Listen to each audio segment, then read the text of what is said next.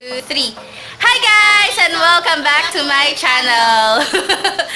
And again, this is Romina Red. For today's video ay kasama ko po ang aking pinsan na si Caitlin de Galat, ang kanyang tita na si Cheska.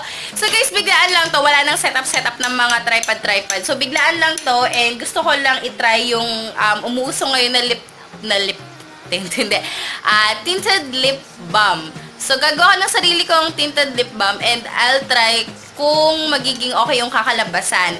And dalawang items lang naman yung gagamitin ko, which is my lip balm and then an old lipstick or yung lipstick na hindi ko na masyadong ginagamit. Ayan.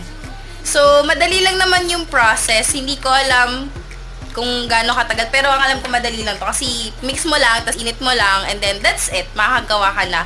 And then, hindi na ako gagawa nung mga DIY lip balm na may mga beeswax pa kasi wala na akong time para bumili nun. So, ito na lang gagamitin ko. Okay? So, if you wanna know more kung paano ito ko ginawa, just go to the video.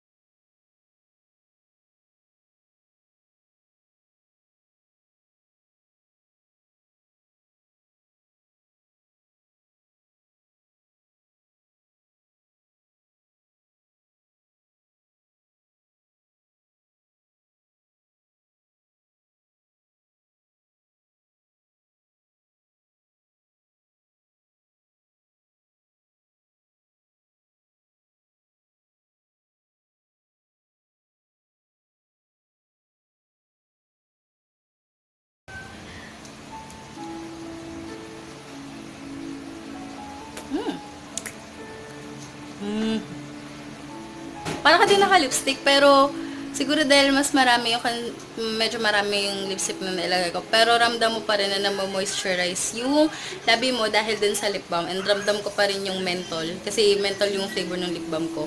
So, ayun. Ang ganda. Parang naka-lipstick pero naka-moisturize na moisturize yung lips mo.